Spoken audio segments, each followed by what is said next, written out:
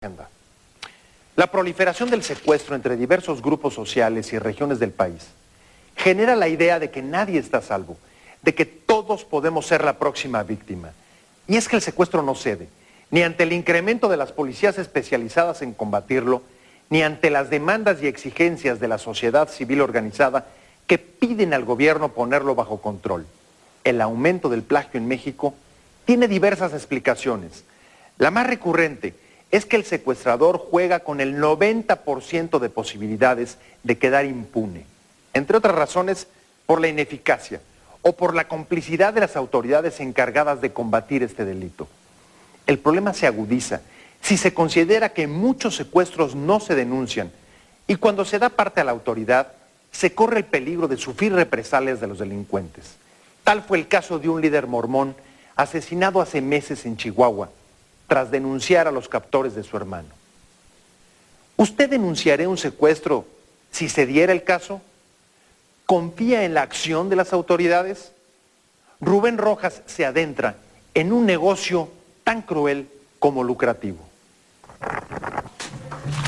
Pocas situaciones en la vida son tan dramáticas y dolorosas como el secuestro. Me pusieron una venda en la boca y una bolsa. Y me dijeron que querían dinero. Y que a quién podían llamar y ya les dije que a mi hermano. Y el año pasado tuvimos 93 personas asesinadas.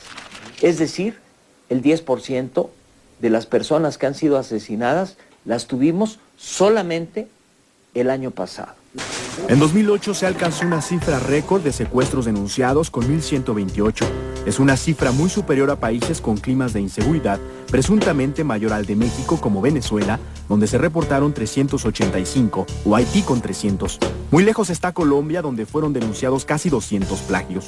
Estamos en el primer lugar de secuestros a nivel mundial. Datos de la Policía Federal refieren que en la presente administración se han detenido a 722 presuntos secuestradores y desarticulado 94 bandas, en tanto que en lo que va del 2009 se han capturado 292 y desmembrado 39 organizaciones. Estos números son polémicos. Y esa otra parte también es una simulación. Es simular que se está haciendo algo para mandar ese mensaje a la población que el gobierno se está preocupando por hacer algo. Realmente lo que está haciendo el gobierno, perdón que lo diga con las palabras, es simular. Al parecer el problema es mucho más grave de lo que se quiere admitir. La sexta encuesta nacional sobre inseguridad presentada por el Instituto Ciudadano de Estudios sobre la Inseguridad señala que el secuestro representa 0.5% del total de la criminalidad, lo que equivale a más de 50,000 secuestros anuales en sus distintas modalidades. A pesar de la opacidad de las cifras oficiales, las proyecciones señalan que este 2009 podría concluir con casi 1,000 plagios, considerando que de enero a abril ocurrieron 244.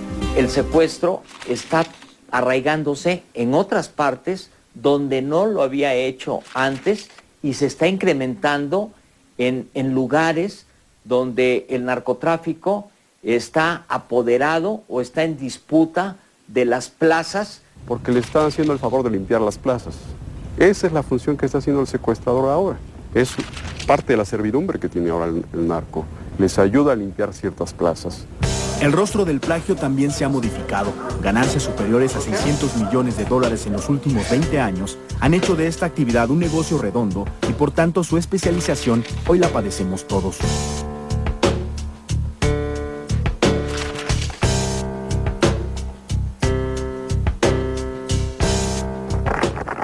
La idea de que el mejor antídoto contra el secuestro es la denuncia ha sufrido importantes reveses en los últimos meses. Así lo apunta el caso del fallido rescate de Yolanda Ceballos Coppel el pasado 3 de julio, tanto como la detención de 2 policías por su presunta implicación en este plagio. La experiencia internacional demuestra que el secuestro prospera en países con instituciones policíacas y de justicia frágil, en los que el crimen organizado y la delincuencia ocupan los lugares que deja vacíos la autoridad o cuando entran en franca complicidad. Los gobiernos federal y estatales se han comprometido a crear grupos de policía antiplagio y en el Senado está congelada una ley antisecuestro. Pero la solución al problema no parece ser la cantidad, sino la calidad de los policías, ni tampoco el número de leyes, sino su aplicación. ¿Usted qué piensa? Estas declaraciones del homicida y secuestrador del caso que detonó la indignación nacional son muy sintomáticas de la realidad que vive la capital del país, en la cual, de 2006 a la fecha, han sido asesinadas 39 personas. Además, los casos previos y subsecuentes parecen estar relacionados. Hoy por hoy, la Flor, o lo que se le conoce como la Flor, te puedo decir que supera más de 200 elementos. En esta alianza que hicieron con los Tiras, los Cobra, los de la Cuchilla, los Vallardo, son más de 200 elementos los que están integrando este conglomerado criminal. Por si no fuera suficiente, las autoridades federales y locales han reconocido que en el Distrito Federal operan redes de protección donde están involucrados elementos de todas las corporaciones policíacas. Al jefe de la red de protección institucional de la organización de los Beltrán Leiva, en la zona metropolitana de la Ciudad de México, y a 5 integrantes más de su estructura criminal, quienes además se encuentran vinculados con bandas de secuestradores a quienes proporcionaban apoyo logístico y protección para su operación. Quizá por ello se explican los fracasos en operativos como el de Yolanda Ceballos Copel, donde perdieron la vida la víctima, uno de sus plagiarios y 2 comandantes judiciales. Como consecuencia directa de la ineficiencia de las autoridades, han aparecido figuras como los negociadores, que ya empiezan a generar una especie de mafia que vive gracias a la comisión de secuestros. Alejandro Martí también pagó 5 millones de pesos y el dinero, de acuerdo a las declaraciones de una de las personas que recientemente ha sido detenida, mataron a su hijo porque el dinero nunca les llegó. Tendrían que investigar a uno de los negociadores que intervino en el asunto y que es el mismo que intervino con Nelson Vargas para ver qué fue lo que pasó con ese dinero.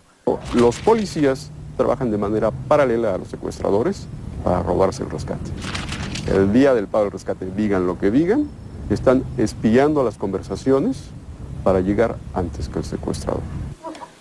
Este es el escenario que se tiene que revertir y para ello las acciones hasta hoy son insuficientes. Por ejemplo, derivado del Acuerdo Nacional por la Seguridad, se estableció que cada entidad federativa debería formar una corporación antisecuestro.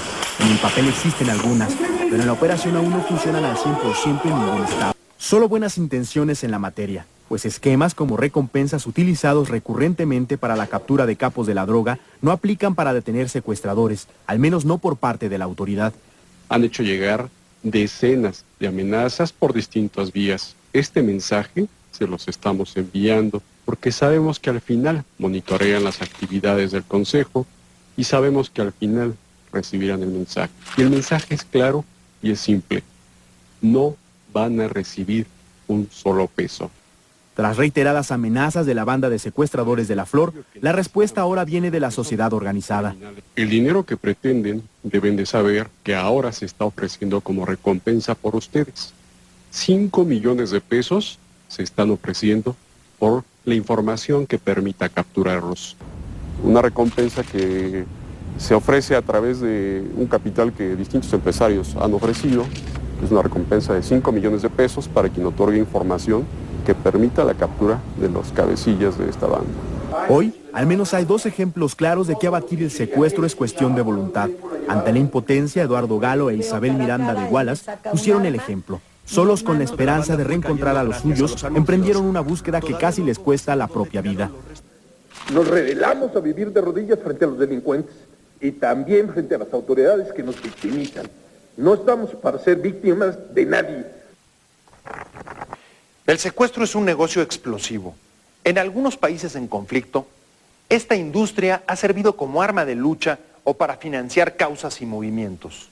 En otros, su incremento puede deberse a la presión bajo la que se encuentra el crimen organizado por la lucha contra el narcotráfico, como argumenta el gobierno mexicano.